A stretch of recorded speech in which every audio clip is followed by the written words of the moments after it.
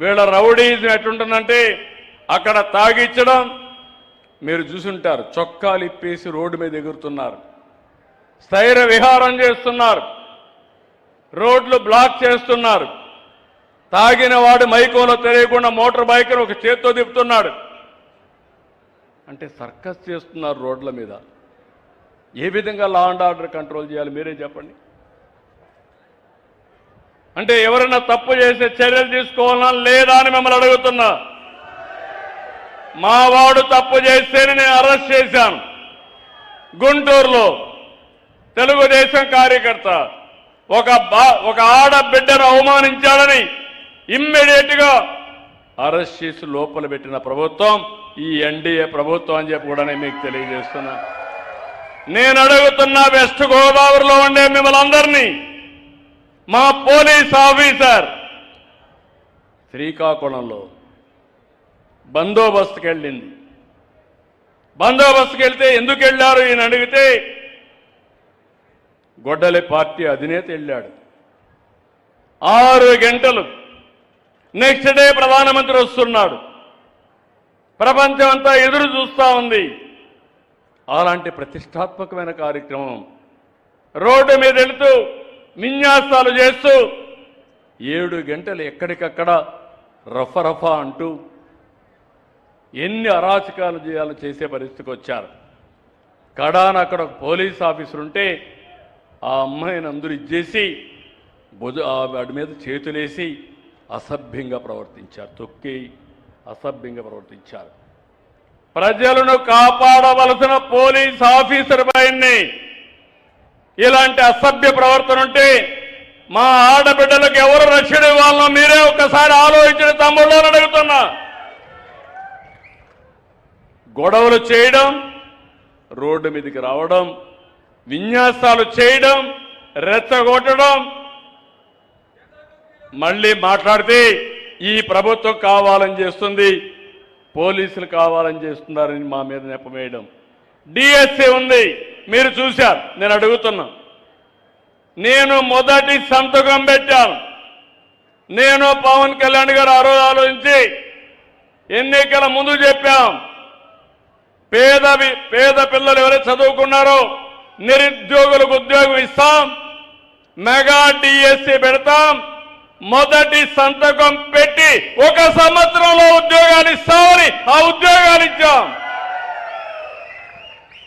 ఉద్యోగాలు ఇవ్వకుండా చేయాలని 350 సార్లు కోర్టుకు వెళ్ళారు. అన్ని వెకేట్ చేపించాం, ఉద్యోగాలు ఇచ్చాం. వాళ్ళ రమ్మన్నాం, కుటుంబాలతో వచ్చారు. వాళ్ళు ఒక్కొక్కసారి చెప్తే ఆనందం కలిగింది. చిన్న పిల్లల్ని వదిలిపెట్టి రాత్రింబగుళ్ళు చదువుకొని భర్తల సహకారంతో ఆడబిడ్డలు చదువుకున్నారు, భార్య సహకారంతో భర్తలు చదువుకున్నారు. 7 ఏళ్ళు 5 ఏళ్ళు పడిన కష్టానికి ఫలితం వచ్చిందని ఆనందపడ్డారు. అలాంటి సెంటిమెంట్తో వాళ్ళు వచ్చి అది తీసుకున్నప్పుడు నేను చూశాను. ఒక్కొక్కరిది ఒక్కొక్క వాళ్ళ యొక్క బ్యాక్గ్రౌండ్ చూసి చాలా బాధ వేసింది. అలాంటి పరిస్థితులు ఇచ్చాం. ఈరోజు స్కూలుకు పోతే బ్రహ్మాండంగా టీచ్ చేస్తున్నారు. సంవత్సరం అయిన తర్వాత రోడ్డు మీదకి వచ్చి ఏదో ఢిల్లీలో నీట్ పేపరు లీక్ అయింది, ఇక్కడ కూడా లోకేష్ రాజీనామా చేయాలి, ఈ ప్రభుత్వంలో ఏదో జరిగిపోయిందని మాట్లాడుతున్నారు. కడాన నిన్న మీరు చూశారు, ఎవరైతే ఉద్యోగాలు వచ్చాయో మెగా డిఎస్సీలో వాళ్లే ర్యాలీ చేసి ఇంతవరకు చూశాం, ఇప్పుడు మాకు ఓపిక నశించింది, మేము చదువు చెప్పడం ఎంత బాగా చెప్తామో తప్పు చేసిన వాడిని చితక కొట్టడం కూడా అదే మారి కొడతామని రోడ్డు మీదకి వచ్చారు. కొండారెడ్డి బురుజు కర్నూలంగానే మనకు గుర్తొస్తుంది. అలాంటి ఒక హిస్టారికల్ మాన్యుమెంట్ దగ్గరికి వెళ్ళారు. వెళ్ళి కబద్దార్ చెప్పండి, మేము సమాధానం చెప్తామని అడిగే పరిస్థితికి వచ్చారు. ఎవరన్నా సిగ్గుండేవాళ్ళు ఒప్పుకోవాలి కదా, మానాలి కదా, అవునా కాదా, మానాలా లేదా? మానాలి అనేవాళ్ళు చేలిపైకెత్తండి. ఇప్పుడు ఈరోజు మళ్ళా ఆందోళన చేస్తారంట. మళ్ళా ర్యాలీలు తీస్తారంట. అంటే రోడ్లన్నీ ఉండేది వీళ్ళు స్థైర్య విహారం చేయడానికి, రఫా గొడ్డలు పెట్టుకొని తిరగడానికి. అంటే నేను చూస్తూ గమనుండాలి. అవునా కాదా? ఉండాలనా? ఏమమ్మా ఆడబిడ్డలు మీరే చెప్పండి. నేను గాని చూస్తూ ఉంటే ఈ రాష్ట్రంలో ఎవ్వరికీ రక్షణ ఉండదు. నిద్రపోనీరు. ఊరికొక రౌడీ, పేటకొక రౌడీ, గంజాయి బ్యాచ్ అందరినీ తాగించి మీకు నిద్ర బట్టని రాతులు తయారు చేయడానికి ప్రణాళికలు తయారు చేస్తున్నారు. అదే నా బాధ. నేను ఎన్ని పనులైనా చేయగలుగుతాను. ఒక భోగాపురం ఎయిర్పోర్ట్ కట్టాం, నేను కట్టానంటాడు. రేపు పోలవరం పూర్తి అవుతుంది, అది కూడా నేనే చేశానంటాడు. రేపు అమరావతి పూర్తి అవుతుంది, ఏమంటాడు అని అడుగుతున్నా మిమ్మల్ని. అవునా కాదా? ఈ సంవత్సరమే ఉత్తరాంధ్ర సుజల స్రవంతిని ఎక్కడికైతే అనకాపల్లి వరకు నీళ్లు తీసుకెళ్తున్నాం. వెలుగొండ 30 ఏళ్లకు మునుపు నేనే ప్రారంభించాను, ఫౌండేషన్ వేశాను. కరువు ప్రాంతం, ఈసారి నీళ్లు కూడా లేని ప్రాంతానికి ఈ నెలలోనే వెలుగొండ పనులు పూర్తి చేసి మార్కాపురం జిల్లాకు నీళ్లు ఇస్తున్నాం. మనం ఇది చేసి ఆనందపడతా ఉంటే గొడ్డలి పార్టీ గొడ్డళ్లతో ఏదైతే ఆ రోజు బాబాయిని చంపి ముఖ్యమంత్రిగా ఉన్న నా మీదనే కేసు ఎట్టయితే పెట్టాడో, పేపర్ రాశారు చూశారు కదా, నారాసుర రక్త చరిత్ర, నా ఫోటో, నా చేతిలో కత్తి. నాకు అలవాటు లేనిది అది ఒకటే, నా జీవితంలో ఎప్పుడూ లేదు. రౌడీలకు సింహ స్వప్నంగా ఉంటా, నేను రౌడీజం చేయను. నేనెప్పుడు చెప్తాను, ఎవడైనా హత్య చేస్తే ఎవరైతే పోస్ట్ మార్టానికి కారకులు అవుతారో వాళ్ళు కూడా పోస్ట్ మార్టంతోనే పోతారని నా సిద్ధాంతం. అది నేను రౌడీజం చేయను. ప్రజలకు ఇబ్బంది కలిగిస్తే మాత్రం వదిలిపెట్టనని మరొకసారి మీ అందరికీ హామీస్తున్నా. చేయాలన్నా లేదా అని మిమ్మల్ని అడుగుతున్నా. మీలో కూడా రోషం రావాలి కదా. అందుకే నేను నిన్నే అనౌన్స్ చేశాను, నేను అని. ఒక మామూలు మహిళ ద్రౌపది ముర్ము అనే నేను ఈరోజు భారతదేశ రాష్ట్రపతిగా అయ్యారు. ఏంటి ప్రత్యేకత? మామూలు మహిళ, గిరిజన మహిళ, చాలా కష్టాలు వచ్చాయి, కుటుంబ సభ్యులు చనిపోయారు, పేదరికం ఉంది.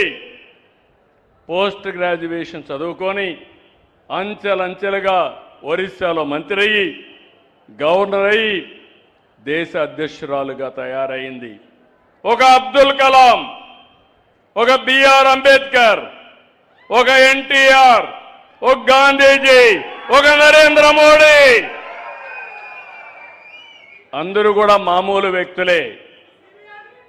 80 ఏళ్ళైంది స్వాతంత్రం వచ్చి, 80వ స్వాతంత్ర వేడుక జరుపుకుంటున్నాం. నేను అందుకే ఒక మాట చెప్పాను, చంద్రబాబు నాయుడు అనే నేను స్వర్ణాంధ్రప్రదేశ్ 2047 కోసం సంకల్పం చేశాను. మరి మీరు అడుగుతున్నా, ప్రతి ఒక్క వ్యక్తి గుర్తుపెట్టుకోవాలి, నేను మీకు కూడా శక్తి ఉంది. మీరందరూ నేషనల్ డెవలప్మెంట్ లో పార్ట్నర్స్ కావాలి, దేశ అభివృద్ధిలో భాగస్వాములు కావాలి. మీరేదో పోయి యుద్ధం చేయక్కర్లేదు. యుద్ధం చేసేవాళ్ళు వేరే బ్యాచ్ ఉన్నారు, వాళ్ళు యుద్ధం చేస్తారు.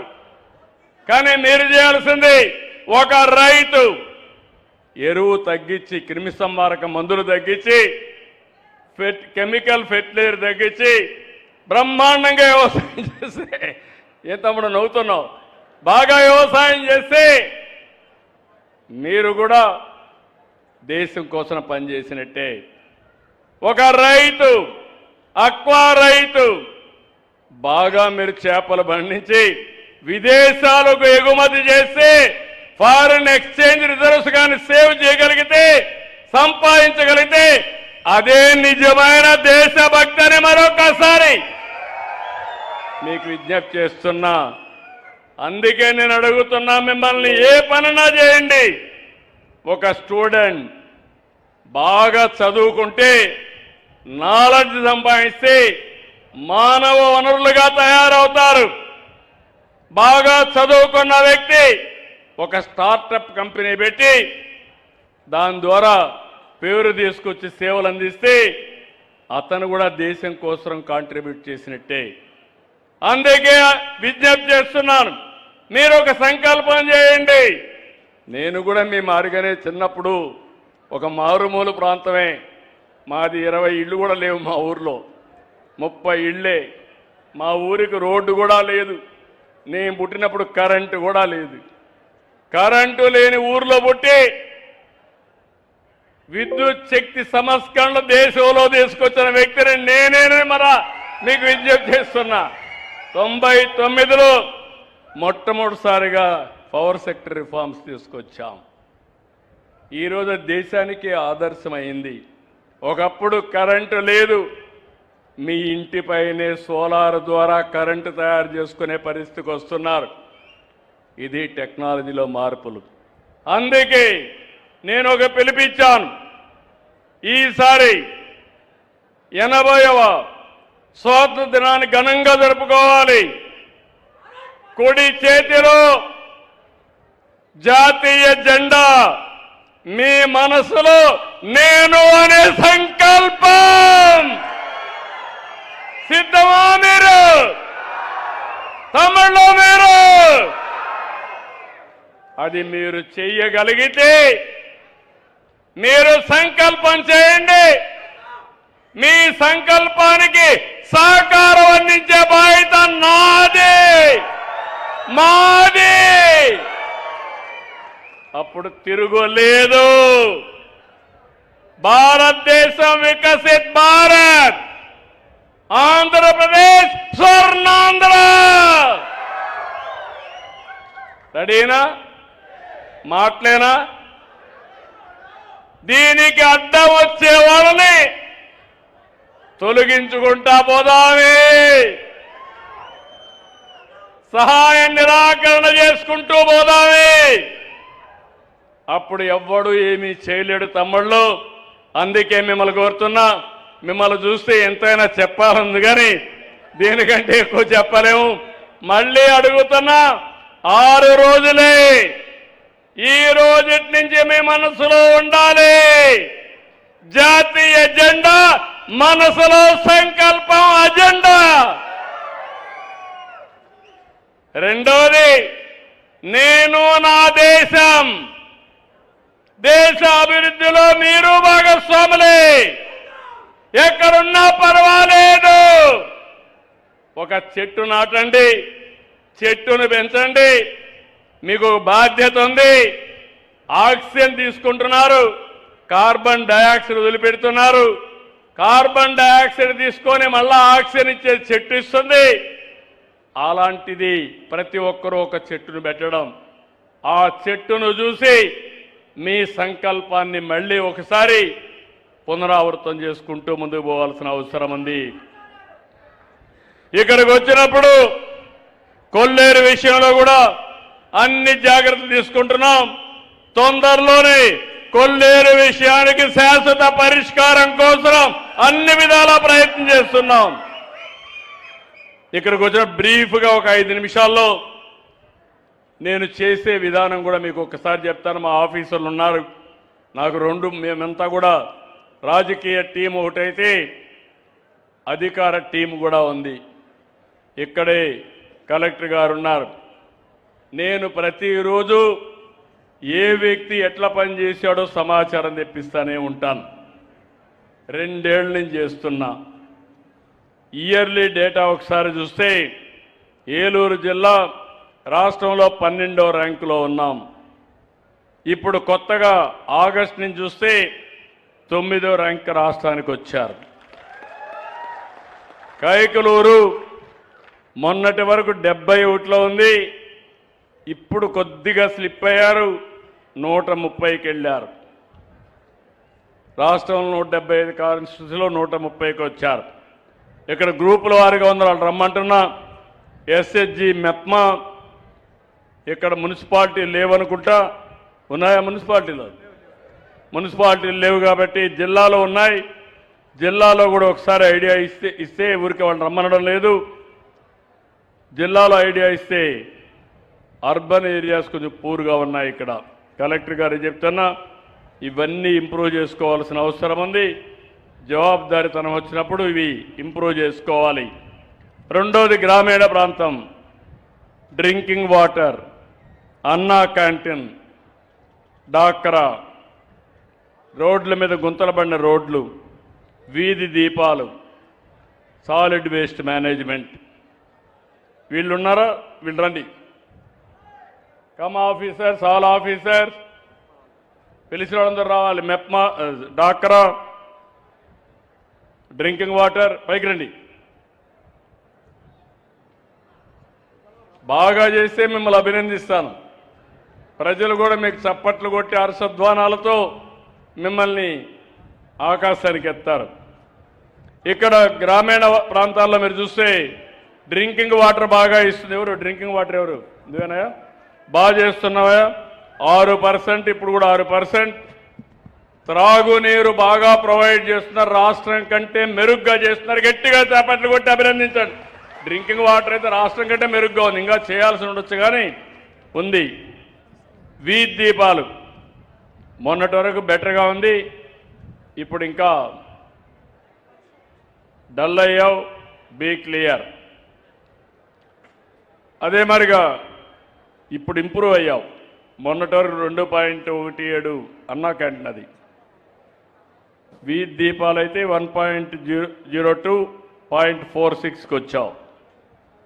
అన్నా క్యాంటీన్, రూరల్లో క్యాంటీన్ ఉందా?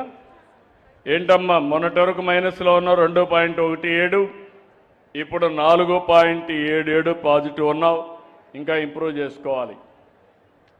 అదే మరిగా సెర్ఫ్ నామినల్ ఎవరు చూస్తున్నారు? డాక్రా సంఘాలు రాలేదా? ఓకే. డిఆర్డిఏ ఇక్కడ లేడు కానీ నామినల్ ఇంక్రీజ్ ఉంది. గ్రామీణ ప్రాంతాల్లో రోడ్లు, ఎవరు రండి సార్, పిలిచాం.